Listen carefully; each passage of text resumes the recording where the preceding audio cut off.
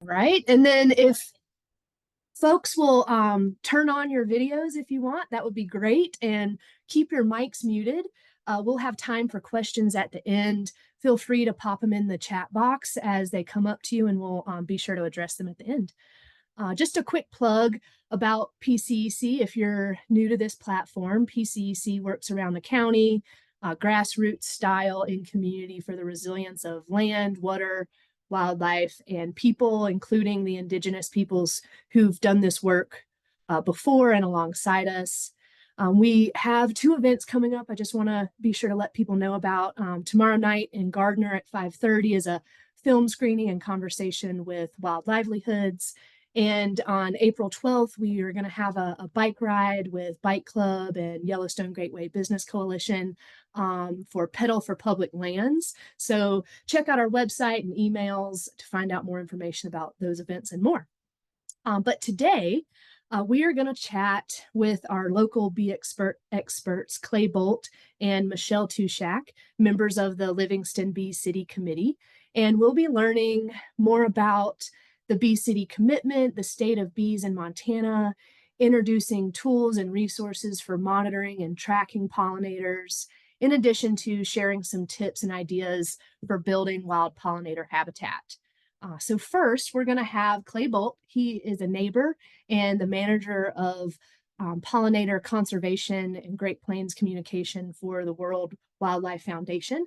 He is an amazing photographer and provided us with these epic photos we have here on the screen and designed our Livingston Loves Bees logo. So I'm going to go ahead and hand it over to Clay. I'm going to stop sharing my screen so he can jump on. Thanks, Michelle, and thanks everybody so much for being here today. I'm really always so heartened when people show up to want to talk about bees, learn more about bees, and we have such a great opportunity here in our little community to do more to help these amazing insects that help us out every day that they're out doing their work in the field.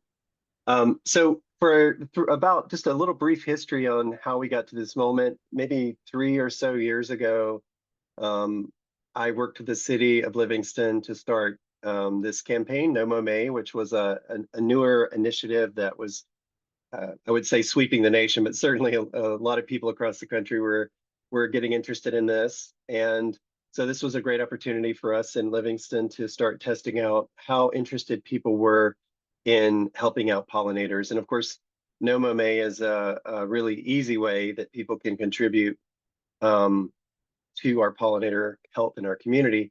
But things have evolved from there, and as science evolves and as we look to create a more holistic program that addressed all of the different factors and ways that we could help bees, we formed this new project, more official project called Livingston Loves Bees, which is focused on planting native wildflowers throughout our community, mowing less, and decreasing pesticides whenever possible.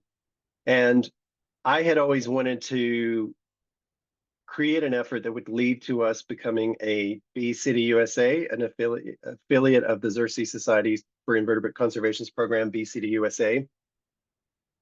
And in 2023, we became an official Bee City. We've got a couple of signs up in the city now. And really what this commitment to being a Bee City means is that in our community, we're going to try to mow less. You'll notice, like I said, that we're mowing less now instead of no mowing, trying to mow just long enough that, or avoiding mowing long enough that there is some wildflowers before the other flowers bloom, wildflowers that grow in our lawns.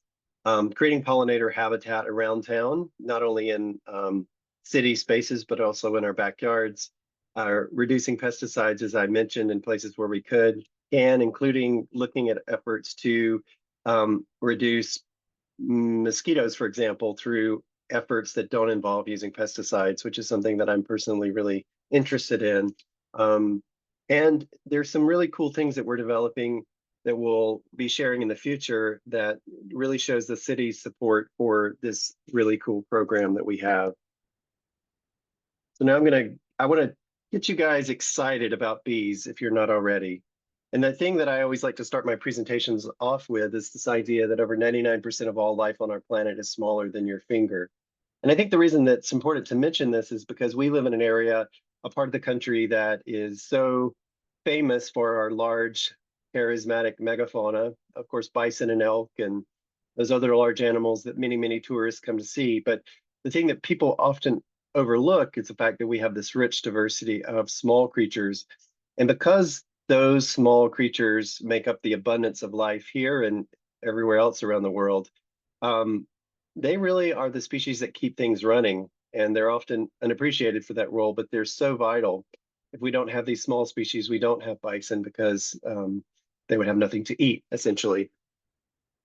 And I always think that if, if bumblebees were the size of tigers, people wouldn't have a hard time recognizing them and appreciating them. But it's really a sense of scale because we are such large creatures that live on this planet.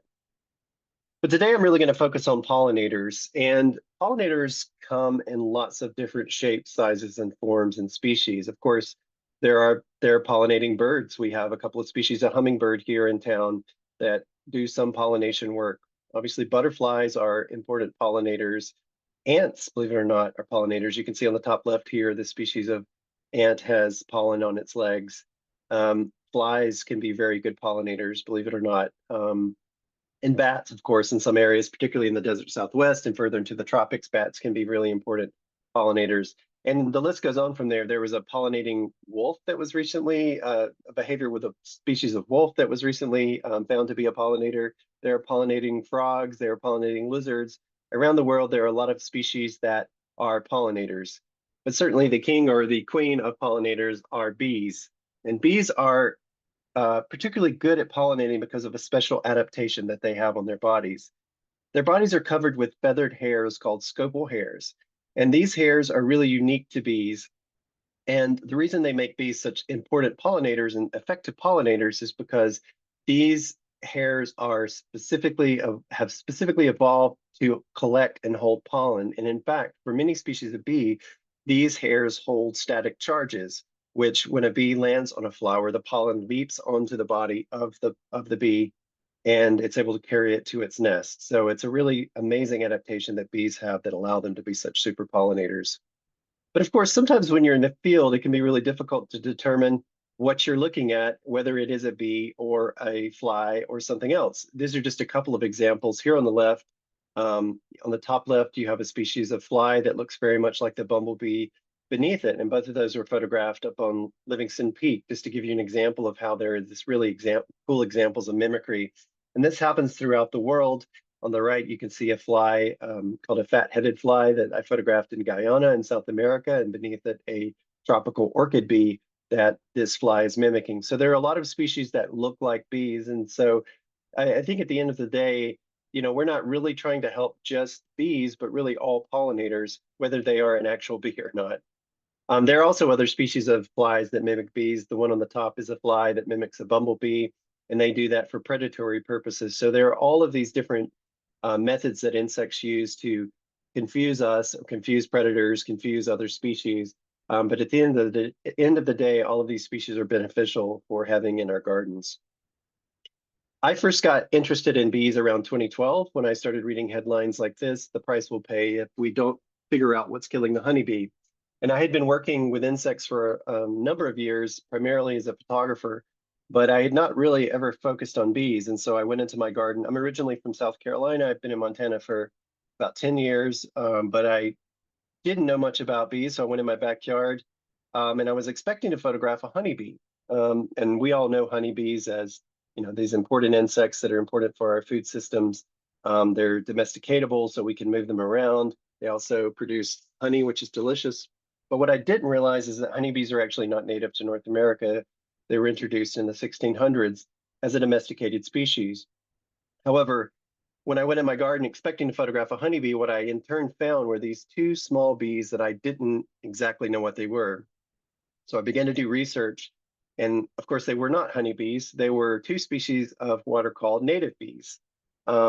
They're both species of sweat bee, and they're smaller than a grain of rice, and they're so extraordinary. And at that moment, I really switched my attention from domesticated honeybees to really looking at our native wild bees. In the world, there are around 20,000 species of bee, and the number is climbing all the time because new species are being found all over the place, including here in Montana. We have hundreds of species that are native to Montana, and many more to discover their existence in our state. In the US and Canada alone, there's around 4,000 species. And if you include Mexico, the number goes closer to 7,000 species of native bees. So there are a lot of these different species in the world doing lots of amazing things. And they're so extraordinary in their variety of shapes, colors, sizes, functions. They do so many different things that they don't often get credit for, the credit that they deserve. In fact, many of our native species are more effective pollinators than honeybees, in part because they fly different times of year. They are, sometimes waking up in the morning earlier than honeybees are. They do lots of different types of behaviors and activities that honeybees are not as good at. And of course, just in looking at the forms of these bees, I'm just blown away by their beauty. And this is a tropical species of orchid bee that I photographed in Colombia. But of course, we have species here right in our community that are just as beautiful as this bee. All it takes is a little bit of time to look more closely and see that we have these incredible species in our backyard. So bees, one of the things that I thought would be interesting to share with you is how bees collect pollen, because every bee or every group of bee has a different way of collecting pollen on its body. So bumblebees, the species that I focus on the most in my work, are very closely related to honeybees. They're a very social species, and in fact, our most social species, native species in this part of the country. And you'll notice on their back legs that they have this area that's very smooth, surrounded by hairs. This is called a corbicula or a pollen basket. And so when you see bees flying in the environment, honey bumblebees, they'll have a big ball of pollen and nectar compacted onto their back legs. That's held within the structure called a pollen basket. Honeybees also have this. Orchid bees have this. So there's a few bees that have this adaptation for collecting pollen, but other bees have developed other methods.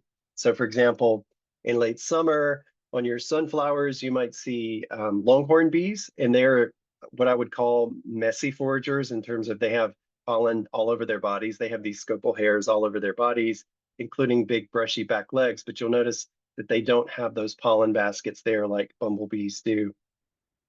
Other species like leafcutter bees or mason bees collect their pollen beneath the abdomen on these special scopal hairs on the bottom of the abdomen. And the reason for that is because these are cavity nesting species. You can see people putting out bee hotels. You can actually go over to Woods Rose and buy bee hotels for your backyard. And those are really great for these types of species, like this mason bee, because they climb into these tubes. And if the pollen was on their legs or other parts of their bodies, it would be scraped off when they climb into the tubes. So by having it underneath their abdomen, like you see here, it will remain on the female bee's body as she goes in to provision her nest. And this is an example here of a leafcutter bee going into the burrow in the ground. So these bees will nest in all types of cavities, not just in bee hotels, but in the stems of hollow plants. They'll sometimes nest in the soil. They're really extraordinary species, fast-flying bees that do a lot of pollination work for us and for the plants that they encounter. There are also bees. This is another type of mason bee that I photographed last year. And in fact, this is the first species, this is the first photograph of this species nesting in, wait for it, horse dung. There was a paper that came out a few years ago that described this species of bee nesting in cattle dung, but it had never been photographed. And I suspect that this bee historically was nesting in bison dung, but now it uses whatever it can find. So anyway, bees are very industrious and they're always finding different ways to survive.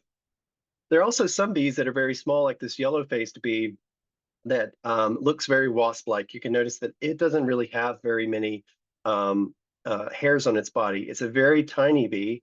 This is actually a fennel flower, if you know what fennel flowers look like. So super tiny bee, and it actually swallows pollen and transports it back to the nest in its honey crop. The other thing that I think it's really important to mention about bees is that most bees are solitary. So sometimes people can get nervous about the idea of bringing bees into their garden. But the truth is that most of these bees are simply, you could consider them to be hardworking single mothers who are out in the field provisioning for their young. They don't have large colonies and therefore they are not aggressive whatsoever. In fact, most are too small to sting, and all male bees cannot sting because the stinger is a modified egg-laying structure in the insect. And so the reason I point this out is that oftentimes you'll find these bees sleeping on vegetation. sometimes overnight. And so they'll clasp on the vegetation. And the reason I point this out is because oftentimes when we think about spraying pesticides, a lot of the instructions will say like, well, spray at night when the bees are in the hive. But the fact is, again, the majority of the world's 20,000 bees are not social, and therefore they're going to be doing things like sleeping on vegetation. So the real goal is to figure out, are there other ways to keep pests out of your garden and avoid spraying whenever possible, because you will be impacting bees if you're not super careful. And along those lines, I think one thing that I find really fascinating is how our native bees visit different types of plants. So some species are generalists, like bumblebees visit lots of different types of plants. And then there are other species that are what are called oligolectic or specialized bees. For example, this is a globe mallow bee, and uh, these bees only visit globe mallows for their pollen. So sometimes if you plant certain kinds of plants like globe mallows, you will get these bees showing up almost out of nowhere, which is really fascinating. And we have lots of globe mallows glowing over places like Fletchman's Creek. So it's totally within the realm of possibility that if you plant globe mallows in your garden, you'll have globe mallow bees as well. There are also bees that specialize in plants like squash. Squash bees wake up in the morning before honeybees get out of bed, and they do a great job of visiting lots of different kinds of these plants. And they're more effective at pollinating squash than honeybees because squash pollen is very sticky and large, and a lot of bees don't like that. But these bees have specially adapted scopal hairs to carry that pollen. There are even bees here in Montana. This is a death camas mining bee. And death camas, if you're familiar with it, it grows all over the place here. It's a very toxic plant. And the leaves, the pollen, every part of this plant is really, really toxic for wildlife, except this bee can visit it, excuse me, and it has no problem consuming the pollen and nectar. So it's really cool to see how bees have adapted. Just to give you a wild example of an adaptation, this is a South African bee that has developed these long front legs to collect nectar from, I think, snapdragons. So very interesting to see how bees around the world have evolved. There are bees that fly at night. This is a bee I photographed in Arizona that flies early in the morning before the sun rises. There are bees that can land on water to collect water, to dig their nest in hard soil. There are very tiny bees. This is a species of cuckoo bee. And this is not a composite, but it shows you actually the size of this bee next to a dime. And then here in my backyard, for example, I lived down from Mark's In and Out in a dead apple tree. I had this tiny little type of Viridis bee nesting in my apple tree. So you can see just how, that's my camera lens on the right here. You can see how small some of these bees are. The smallest bee in the world is found in the southwestern deserts of the United States, called Perdita minima. And just to give you a sense of how small this bee is, this is the silhouette of that bee compared to that other tiny bee that I showed you. So they're very, very small. And the largest bee in the world, which I photographed in Indonesia in 2017, is much larger than a honeybee and many times larger than the world's smallest bee. I actually, by chance, am the only person who's photographed the world's largest and the world's smallest bee. But bumblebees are my favorite species because bumblebees are what I would consider to be a gateway pollinator, in that everyone generally loves pollinators. Generally loves bumblebees. Bumblebees are fat, fuzzy, they're easy to spot, they're fairly easy to identify, and they're really, really important pollinators. We have around 250 species in the world and around 45 in the US. And Montana has more species of bumblebee than any other state in the country, because we have this conversion of mountains, we have the prairie, we have this convergence of various different species coming together in our state. So we're very fortunate in that regard. And bumblebees are such good pollinators. They can do things like vibrate their flight muscles at a note of middle C to cause pollen to fall down from plants like tomatoes and blueberries. Their bodies are covered in dense hairs, which helps them collect pollen. And one of the reasons that bumblebees do so well in Montana is because they evolved in the ancient Himalayas many millions of years ago during a period of global cooling. So they're bees that do really well in cold places with high elevations. And so you can still find them today in places like Montana and Denali, in Alaska. You can find bumblebees along our coastlines as well. They're fairly adaptable. They live in our cities, which is one of the reasons that this project and Livingston Loves Bees is so great, is because we have some really special bumblebees here in our city. The life cycle of the bumblebee, I think, is really interesting in that in late summer, a new queen emerges called a gyne, and these new queens come out, um, start collecting some nectar and pollen, fattening up basically for the winter. And then they're going to mate, and they mate only once during their lives. And after they mate, they're going to go into what's called a hibernaculum. They're going to dig themselves a small hole in the ground where they overwinter, usually on a north-facing slope where it's colder. They build themselves a little wax cup that they drink from, that provides them nourishment. And then from there, they, will remain there in a state of suspended animation until the winter is over. Once winter is over, the new queens will emerge, begin collecting pollen and nectar to start their young in their new colony. And that's the cycle. And they will continue to live until the end of that summer, when eventually their daughters start laying their own eggs, and she dies either through aggression from her daughters, so unappreciative of all her work, or other natural causes.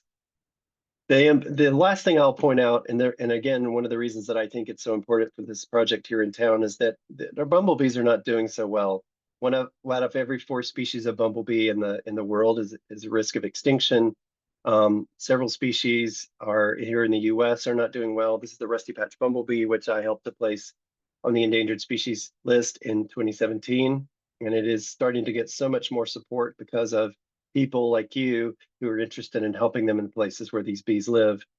There's other species like Franklin's bumblebee that was added fairly recently too, which is probably likely already extinct, but we don't know for sure. And other species like the southern plains bumblebee, which are in severe decline. Several species that are found in our region are not doing so well. And the one that we have right here in our town, the western bumblebee, which Michelle's going to tell you a little bit more how you can help it, is such a great species to look out for because it is proposed for listing under the Endangered Species Act. It's very easy to identify. It's the only bee we have with this, yellow bar at the top. Mostly the body is black and then a white tip to the abdomen. So it's a very easy bumblebee to find. It loves all kinds of wildflowers, and there's a good chance that if you have flowers, you'll see this rare bee in your yard here in town. So now I'm going to turn it over to Michelle, who's going to walk you through some exciting initiatives that you can get involved with to help bees here in our community.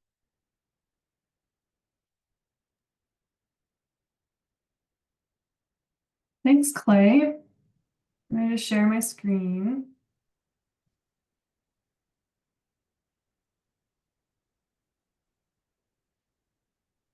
All right, can you see that? Okay.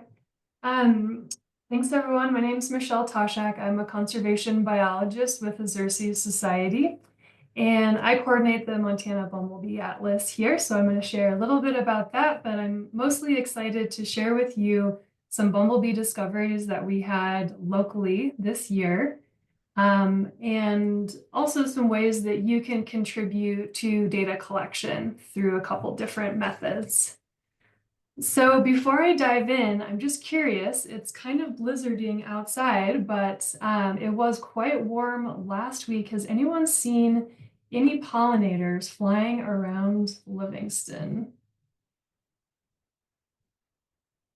And I cannot see the chat right now. So maybe Bethany and Clay, if people are putting any good ones, if you want to read them out, I'm so curious what people are finding.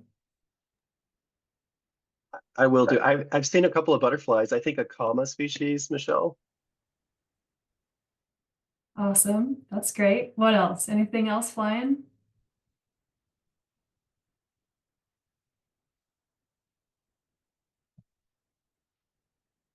Ooh, Clay saw mason bees too? Okay, awesome. All No, right, so no. fly. I was answering the other Oh yeah, question. that was from Sarah's question. I see. No mason bees out flying yet this year, but hopefully soon to come. So it's still pretty early, so we're not quite expecting to see a flurry of activity. But I had to share some of my highlights so far. So this photo was not taken this year, but this is the Milbert's tortoiseshell.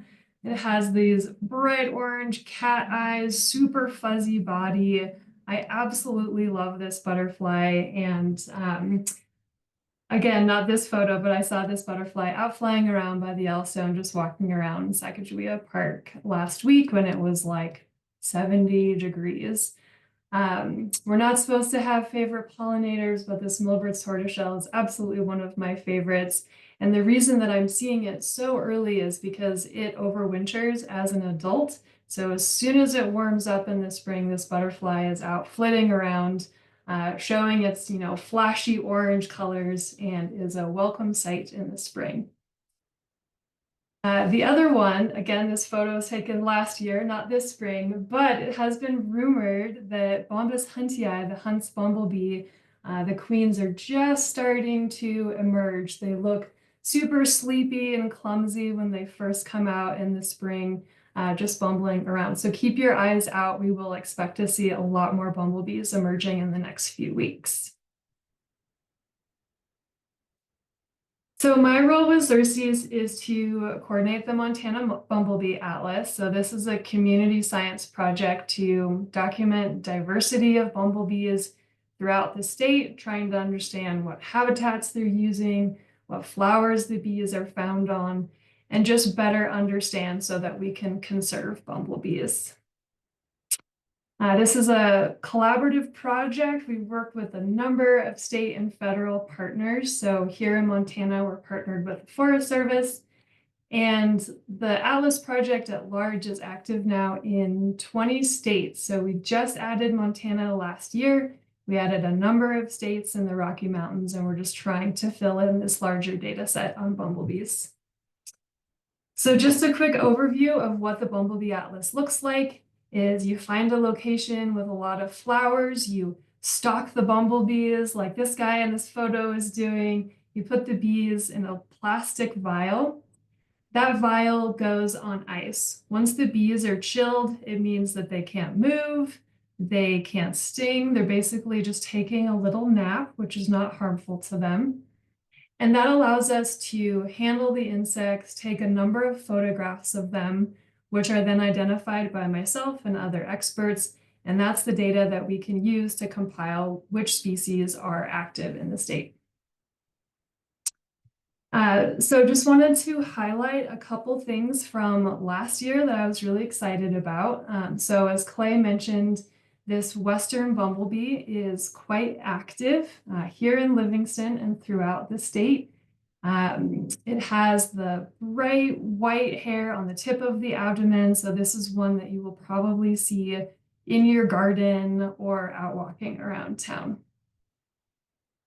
This bee used to be one of the most common bumblebee species throughout the Western United States. So these two maps show occupancy comparing 1998 to 2020.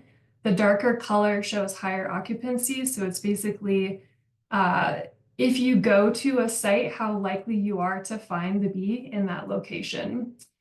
And a number of studies have been done about this bee, but across its range, it's declining about 93%.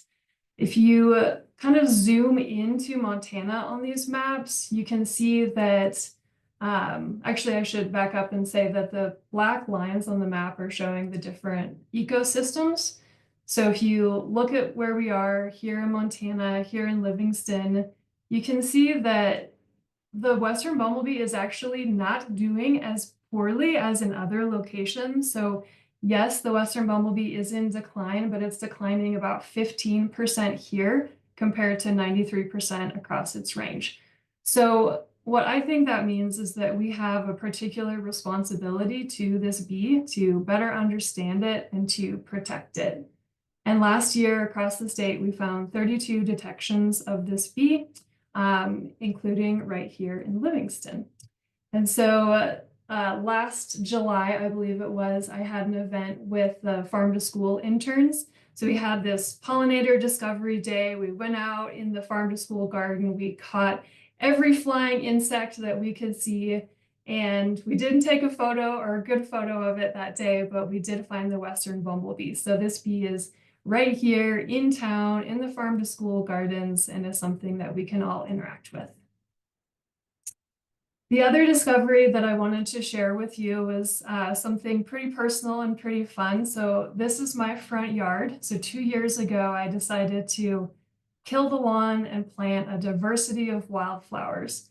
And there are winners and losers for plants that grew in the garden. So sunflowers and Rocky Mountain bee plant just took over the garden. I swear there are many other species of flowers there, but these two species just took over. So my morning coffee routine is to go and wander the garden and see what's out there flying. And I had heard rumors of the two-spotted bumblebee being in town. So Clay had seen it in his yard on the south side, seen it in Paradise Valley. And I was out there noticing, like, there's a very different looking bumblebee in my front yard. So I caught it. And it was indeed the two-spotted bumblebee. So this is really exciting for a number of reasons. But first of all, I just want to look at this bumblebee and just highlight what this bee looks like. So the reason that it's called the two-spotted bumblebee is that it has these two yellow spots. It's on the second tergite. So underneath that band of yellow, you can see kind of those two spots. Some people describe it as a W. So that's a for sure giveaway of this species. The reason that this was so exciting is that it's really only been documented in eastern Montana, and even showing up in Montana is fairly new for this species.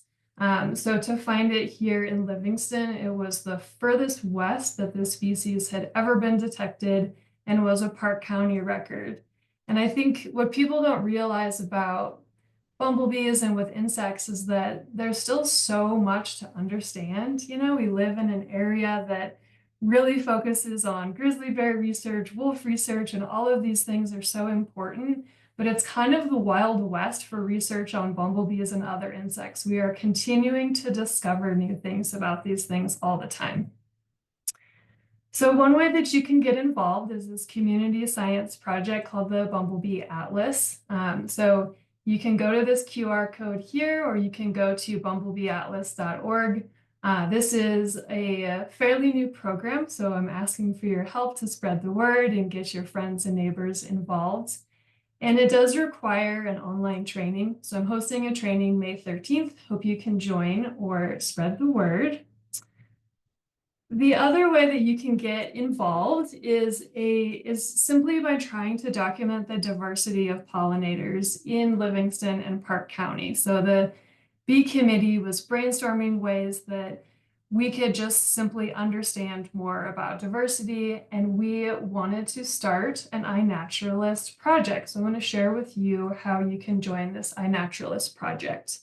If you're not familiar with iNaturalist, it's an app and an online tool that helps you identify plants and animals around you while generating data for science and conservation. So I love iNaturalist. I use it all the time to help me identify things. So this is kind of a sneak peek into the interface. So I was in Arizona about a month ago. Took some photos of this butterfly, had no idea what it was. And if you go to the what did you see section, there's an AI algorithm that will suggest an ID for you. This is based on your location, so it's very important that you say where you are.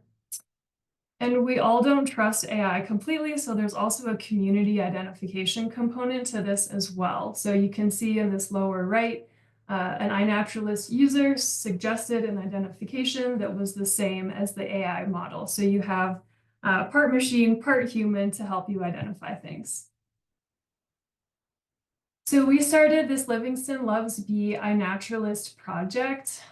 Goals of the project, we simply want to understand pollinator diversity in Livingston and Park County, and we want to document rare and threatened species as well. So what this looks like, so I think Bethany and Clay dropped a link to this project in the chat. So you can go directly to that link to join. Actually, Bethany, can you drop a link to the actual project? So you can follow that link and join the project directly, or you can go to iNaturalist. If you go to community and to projects, you can find Livingston Loves Bees. It's the only one, and then join the project from there. If you're on the app on your phone, you can go to the lower right where it says projects, and then again, search for Livingston Loves Bees, and it'll pop up there. And then once you're actually submitting observations in iNaturalist, in order to submit it as part of a project, you go to the projects at the very bottom. So you take your photos, select the projects, and then submit it. And for this one, I was doing an example, didn't have a pollinator, so I put my cat instead. Hope you don't mind. So just a quick recap. This iNaturalist project will help document pollinators in Park County. The way that you can do this is go to iNaturalist, join the Livingston Loves Bees project. You can find a pollinator, any pollinator, and snap photos. We do encourage that you take as many photos as possible because sometimes different angles of bees will aid in identification. You submit those photos in iNaturalist and select the Livingston Loves Bees project with every submission. And hopefully you can do that for as many pollinators, and we can better understand what we have right here in Livingston. So with that, I will pass it back to you, Bethany.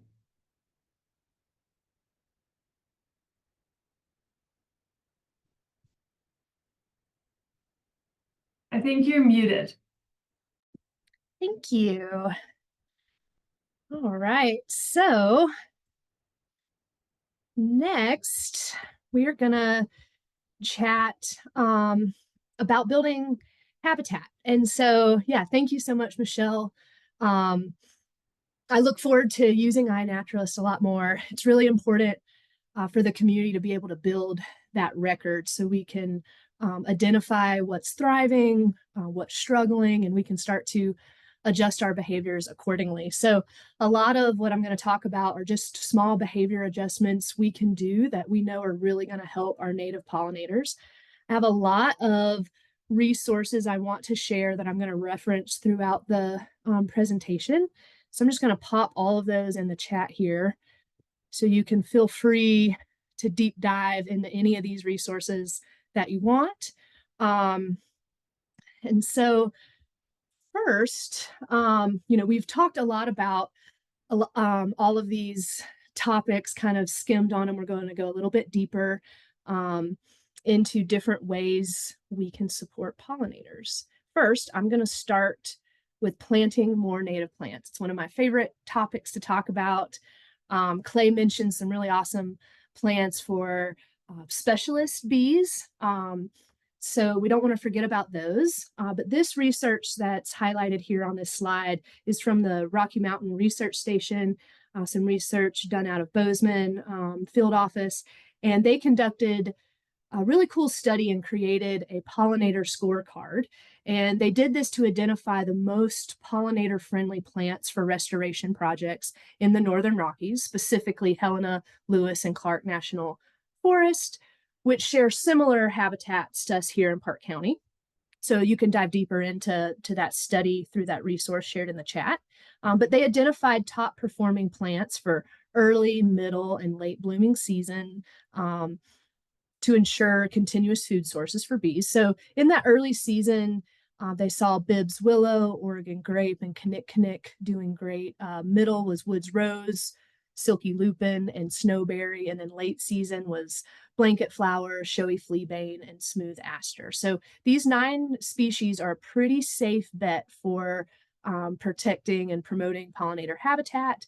And they grow really well here. They emphasize the importance of riparian areas, so areas along the Yellowstone River as being hotspots for bee diversity, which is why I pulled out an additional photo of Bibbs willow. We have them all along the Yellowstone River, and so many new willow stands establishing post-flood. And so they aren't just great for pollinators, they're also great for stabilizing banks and keeping sediment from getting into fish spawning habitat. So really love seeing how well Bibbs willow scored in that pollinator scorecard and knowing we have so much around Livingston.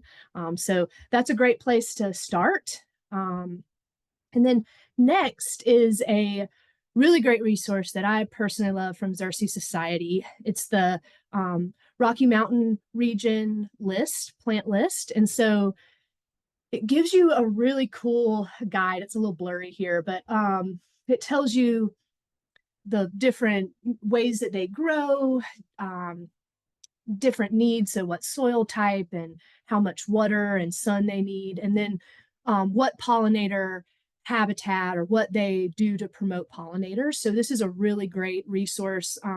It's a front and back resource. So this just kind of shows one little blip of it. You can print it out and take it with you to the store as you're buying new plants. This is a really good thing to utilize. And so through the Wild Seed Initiative with PCEC, we've been monitoring wildflower seed planting efficacy, and we have observed the highest success with blue flax, showy fleabane, Plains coreopsis, Maximilian sunflower, silky lupin, all with minimal water. So most of these species will grow if you can get them water. So that was just an experiment with the Wild Seed Initiative to see in some of those edge areas that don't get a lot of water, what's growing well from seed. So you can plant some of those. That would be great way to add. You can find many of these native species at our local nurseries. So we've got Woods Rose and Blake's are great places to go. Montana Freshwater Partners has a native plant sale coming up. So you can order things online right now. They're very affordable. And then if you're thinking of large scale conservation restoration projects, DNRC does a really great low price for buying bulk of different native species. So you can contact Jackie Pandolfino at the MSU Extension Office for more on that. And then whoops, I'm going too far on the slides. There we go.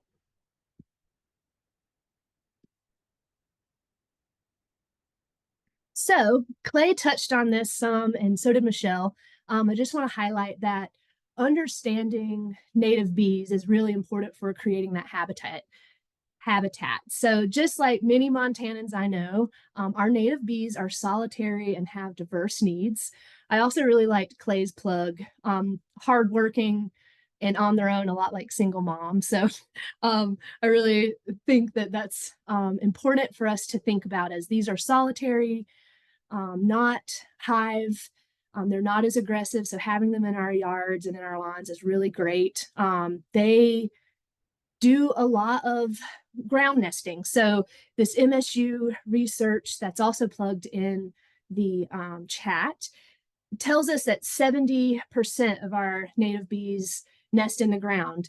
So that means we need to be leaving more bare patches of ground, leave areas that are undisturbed, behind shrubs in our garden beds, near some of those ornamental grasses, and then skipping that thick mulch process in certain areas, so we can leave a light layer of soil open. Even putting some compost there is a good idea. And then another nesting habitat is stem nesters and in those cavities. So aster, goldenrod, native thistles, elderberry, mountain bluebell, so many of our native species leave these hollow stems. So be sure that when you're cleaning up your garden, that you leave those standing until late spring and summer for those nesters. And then next is thinking about timing. So since we know where a lot of our native bees are nesting, we want to consider that timing of getting in there too soon. So I liked this research that Xerces shows here on this graph. And so really it's just telling you to really pay attention to that bloom. This points out pear and apple blooms. We've got other species we see a lot around here as well, like spring beauty wildflowers, or you can even look at the Bibbs willow. So those early blooming spring plants, wait till those blooms are really solid or even start to fade as you really clean out those stems and do that deep dive in your garden. So the longer you can wait, the better. So here is just some pictures kind of showing some areas that might be good for you to leave soil for your bees, leaving those stems up as long as you can. And then even just letting your lawn grow a little longer for as long as you can handle it. So Clay had mentioned no mow May, low mow May, as much as you can handle, letting those dandelions grow. As someone who works a lot on invasive species, dandelions are not an invasive species. They are weedy, and a lot of times they grow where we don't like them, but they have immense benefits, especially early spring. So let your lawns grow, keep it messy as long as you can. Those would be really good tips for creating habitat. One thing I talk a lot about when I do talk about invasive species is integrated pest management. So the Bee City USA encourages us to embrace integrated pest management. It's really about thinking ahead, using all of the solutions, every tool you have in the toolkit, and only reaching for chemicals as a last resort. An example I have is PCEC does Livingston Loves Trees, and that is an example of an integrated pest management activity. So planting diverse trees around the city in a proactive way to defend the urban forest from the threat of emerald ash borer. So Livingston Loves Bees shares that similar goal: proactive management, promoting diverse habitat, planting native wildflowers, and making bee-friendly management options more accessible. So first thing is prevention. Stopping it before it starts. So thinking about mosquitoes. So if we can address that standing water in spring, so come May, late April, really being aware of where that standing water is and dumping it out as much as possible. Cleaning your shoes or your dogs from weed seeds so they don't get into your garden. A larvicide instead of spray. So if you can't ditch the standing water, using the BTI larvicide, which we can talk about more if people have questions, it targets the mosquito larva and not the bee, and you can get it free from the County Weed District office at the park extension. And then if you've got to use chemicals, be super safe and look for bee safe labels. And then think about timing. We don't want to be using these chemicals when the bees are out. So using it early season, late season, and using it in the time of day where we're not seeing bees. So at night, early in the morning. So thinking about those things and thinking about everything here on this list and how you can engage in every opportunity to help prevent the need for those more invasive, harsh chemicals. So also in that chat box, I put a link for Xerces integrated pest management tips for in your garden and in your lawns. It really has some extensive, awesome resources to dive into. And so as we start to wind things down a little bit before we open up to questions, I just want to highlight some really cool events we've got coming up locally.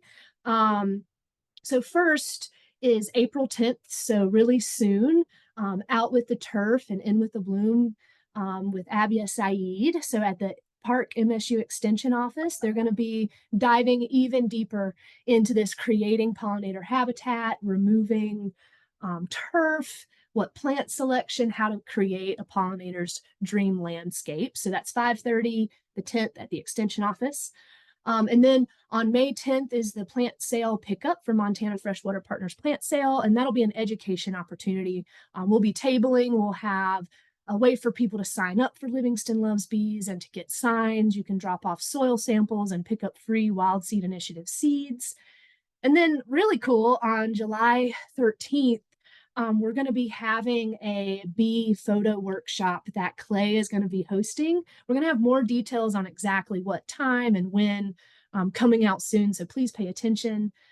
July 26th, Michelle is going to be leading us in a Xerces Atlas Field Day training in the Yellowstone. So those details will also be rolling out as that date approaches. And then we'll also have a wild seed collection day and giving fall planting tips for seeds on September 13th. So stay plugged in, join our membership list. I also put in the link a donation link. So we are working closely with the city, and we're working hard to develop different education initiatives.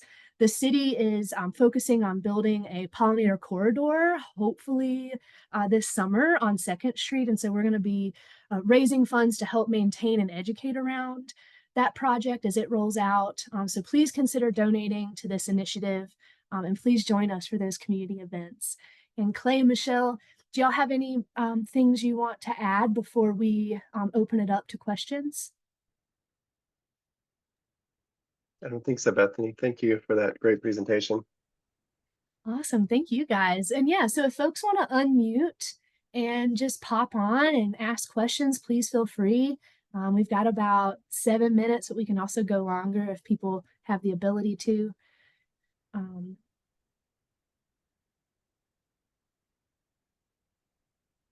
yeah, feel free to pop it in the chat too if you're not wanting to share it aloud.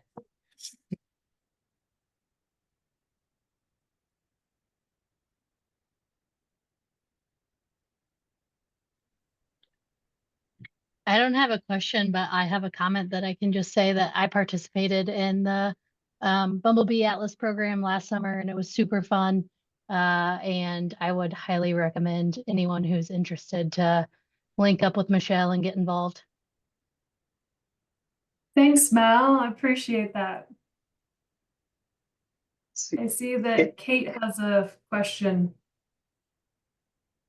Yeah, I was just wondering about the you guys had referenced the bee motels that you can buy. Do you think that those are helpful habitat as well? You know, like sounds like in addition to native plants and all those, you know, kind of more natural in your yard kind of additions or, you know, that you can do. But are the bee hotels a good idea as well?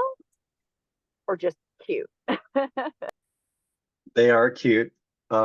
Thanks, Kate, for your question. I think that they are helpful as long as you get one that you can take out the canes that are in there, and either clean them out or replace them with new ones. Part of the issue that is cited sometimes is that because they're used year after year, as opposed to maybe what would happen in nature, it increases predation on the bees. However, I would always say that, like, ideally you would have lots of natural nesting cavities in your garden, but we also know that, we're trying to create habitat where habitat doesn't necessarily exist. So I think it's a balance. I think it'd be better to have, maybe just 1 or 2 of those in your garden as opposed to like 20 of those, and really focus more on putting in natural structures that could be good for bees. But I'd look to Michelle to add anything to that. Yeah, I've seen people use paper, so they kind of slide them in the tubes, and then that's an easy way to clean them on an annual cycle. Just thinking about like their natural life cycle, they would only use a nesting material for 1 year and then not use it again. So the cleaning, like Clay said, is just really important to not spread pathogens or anything that would potentially harm the bees. And I just love the messy yard idea, just like leave some dead logs, leave some stems in a pile. Don't clean up your yard too quickly, as Bethany was saying, and those things will really support well pollinators nesting.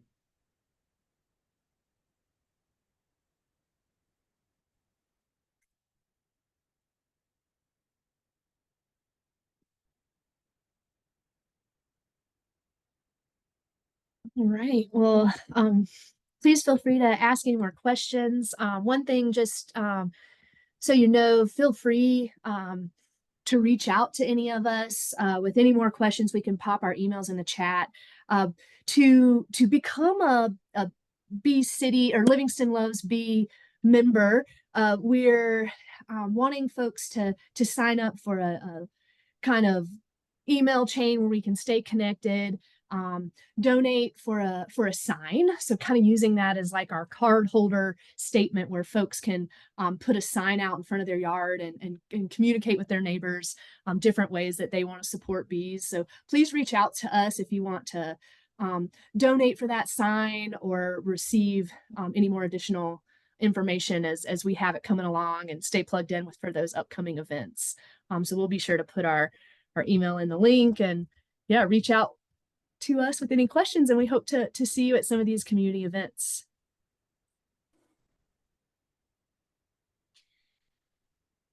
Thank you all, and I hope you have a great day. Bye. Bye.